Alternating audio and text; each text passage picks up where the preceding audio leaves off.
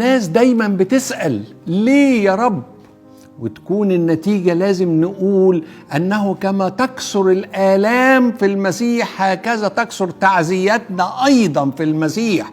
الألم هو أصبح جزء من حياتنا على الأرض، الضيق، الشدة، الله يسمح بكل ده، ولكنه أيضا يعطينا التعزية ويعطينا المعونة. هسأل سؤال: امتى الثلاث فتية شافوا الرابع الشبيه بابن الآلهة جوه الأتون؟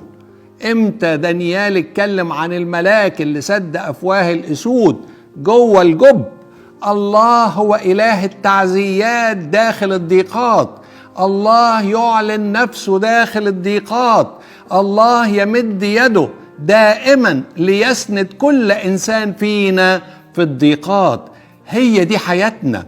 الله يعرف أننا خليقته، وهو كتب أسامينا على كفه، مكتومين على كفه، ولذلك يعطينا دايما التعزية، يسندنا ويعطينا المعونة. له كل المجد إلى الأبد، أمين.